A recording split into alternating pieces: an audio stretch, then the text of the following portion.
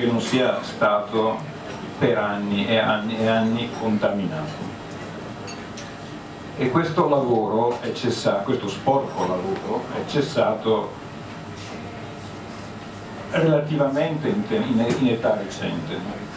Potremmo datarlo nella gran parte dei casi agli anni 80, con qualche propaggine successiva, ma diciamo in forma sistematica almeno fino agli anni 70, con qualche strascico notevole fino agli anni 80, poi qualche altra cosa, ma diciamo il sistema costruito sulla contaminazione della città per risolvere il problema dei rifiuti prodotti nel polo industriale di Porto Marghera e dintorni, non solo Porto Marghera, è andato avanti per svariati decenni in questa maniera, e il risultato è questo, che non c'è luogo angolo della nostra città che non sia così. Chi se ne occupa sa che fatalmente se tu realizzi una iola o costruisci una casa trovi la contaminazione, e ci vorranno generazioni per risolvere questo problema.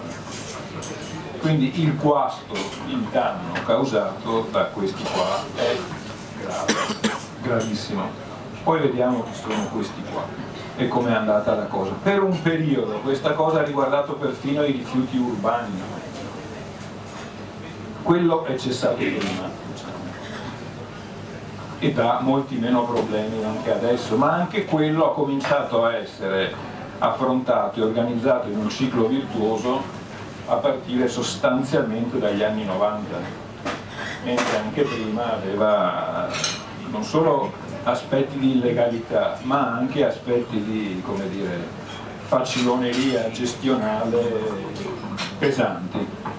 E penso che la questione si sia messa poi positivamente, virtuosamente fino ad oggi, andando progressivamente migliorando, anche perché è stata difesa la presenza sostanzialmente monopolistica del pubblico, perché è la mano pubblica che, almeno per quanto riguarda il ciclo dei rifiuti urbani, garantisce, e questo è un aspetto. Diversa, ripeto, è la questione che incrocia anche il tema dell'illegalità di questa portata, dei rifiuti di origine industriale, dei rifiuti pericolosi, dei rifiuti tossici, insomma, chiamiamoli come vanno chiamati, e i sinonimi che si meritano. Il sistema qua è stato questo: una grande parte di ciò che veniva prodotto come rifiuto nelle aree industriali, a Porto Marghera ma anche altre, veniva sostanzialmente smaltito secondo il sistema per cui si apre la porta o la finestra e si buttano i rifiuti e gli escrementi fuori dalla porta e dalla finestra. Questo è stato il sistema. A un certo punto questo sistema è diventato un po' più organizzato e se ne sono occupati a volte persone con pochi scrupoli, ma molto spesso legate alla vita stessa dell'industria, ex lavoratori dell'industria, che si sono organizzati in cooperative, in ditte, imprese dedite a questo lavoro, una parte del quale era, tra virgolette, lecito, autorizzato, regolare, una buona parte del quale continuava come prima. E siamo a una seconda fase. Una terza fase è quella più delicata. Quando il rigetto del territorio, che cominciava ad accorgersi di questa roba qua, è diventato, e i controlli sono diventati più stringenti, le agenzie dedicate, la magistratura, i cittadini, come ricordava Gianni prima, anche i cittadini che magari lavorando dentro la fabbrica sapevano cosa si faceva e quindi cominciavano anche loro a dare il loro contributo di conoscenza e anche di indignazione, ovviamente, e di preoccupazione. Il sistema si è evoluto, cioè è nato il problema non di impestare il territorio intorno a casa e intorno al polo industriale locale, ma di mandarli altrove. Questo è il punto preciso in cui quella che prima era una vicenda di maleducazione, criminalità, come si dice, ruspante, diventa qualcos'altro. Ed è il punto in cui il problema dello smaltimento dei rifiuti di questa natura, dal nord e da posti capitali del nord, industriali del nord come la nostra, e il resto del paese prima e del mondo poi, diventa uno dei segreti meglio protetti e più ferocemente difesi della storia della Repubblica. Perché in quel punto esatto le cooperative ruspanti incontrano complicità nel mondo sindacale, nel mondo politico, diventano lo strumento, queste attività, di arricchimento di un settore specifico del potere politico, locale e nazionale, incontrano la complicità della diplomazia, la complicità di settori dei servizi segreti del paese. Questa roba diventa il grande business che tra gli anni 80 e gli anni 90 prima impesta il sud e poi punta al resto del terzo, quarto mondo e nel tragitto i mari, il Mediterraneo in particolare. Questo è il pezzo meno raccontato di tutta questa storia, meno raccontato ancora del capitolo ecomafie, chiamiamolo, no? Con le quali ecomafie, e lì nascono le ecomafie in grande, questo coacervo di interessi e di poteri che si dedica per 20 anni a questa pratica di pulire il nord a basso costo, facendo figurare che invece viene pulito ad alto costo e facendo figurare che viene pulito tutto mentre se ne pulisce una parte, no? Devono trattare con le ecomafie, almeno nei territori del sud, o con i poteri locali corrotti in Africa, nel Medio Oriente e altrove.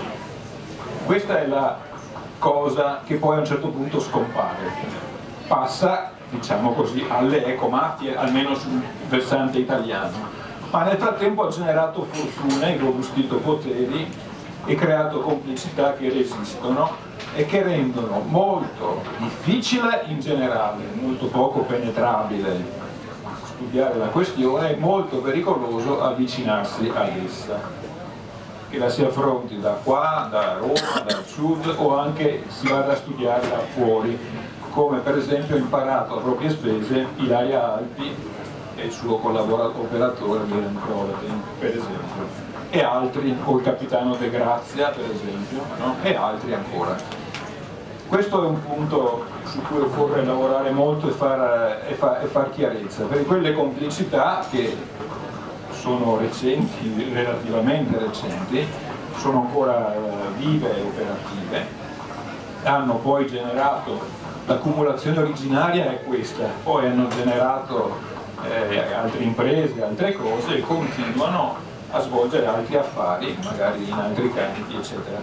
Per questo per noi è importante continuare a studiare queste questioni, documentarsi, seguire le piste nuove, sapendo da dove viene tutto ciò e qual è il legame con il tipo di sviluppo che ha avuto la nostra città, il nostro territorio, con i governi che ha avuto, no? E anche per rifondare un'idea di governo del territorio, di trasformazione, di normazione anche, abbiamo bisogno anche di norme più precise, no? Abbiamo quindi bisogno di un cambiamento che è sulle politiche, che ovviamente sulle strategie di intelligence e di intervento operativo, insomma, no? Ma a monte e a valle insieme, no, di nuove norme, nuove politiche in questo campo, no? È una nuova idea di governo. Questo mi viene in mente un bel libro importante di qualche anno fa di Gaia Salis su cosa è il riformismo oggi, no?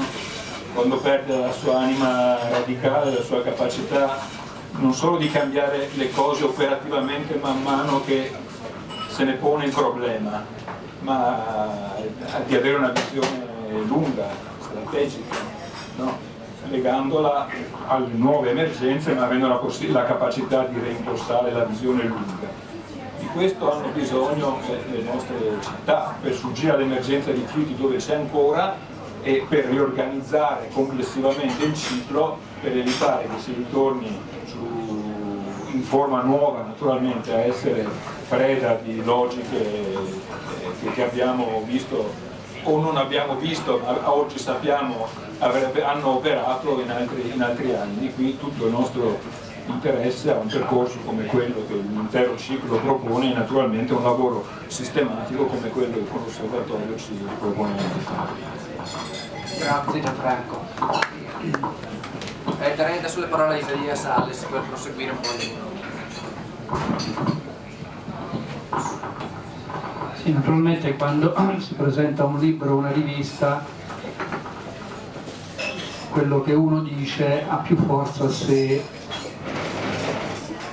si leggono i libri e le riviste, perché poi in pochi minuti è difficile sintetizzare il ragionamento che c'è dietro. Noi abbiamo sentito insieme ai responsabili meridiani il bisogno di fare il punto su due questioni: come mai una delle attività pubbliche per eccellenza, quella del ciclo dei rifiuti, sia finito in mano in gran parte alla criminalità. Era una cosa scontata. Noi abbiniamo rifiuto, schifezza, a criminalità, ma in genere non c'è nessun rapporto di questo tipo. Cioè, il ciclo dei rifiuti non necessariamente si presta ad essere un circuito criminale. Solo da noi è successo e noi siamo diventati un modello per altre realtà. La seconda domanda era: è una questione meridionale, è una questione campana, o ci sono delle interconnessioni in cui la Campania e la Camorra sono diventati dei terminali?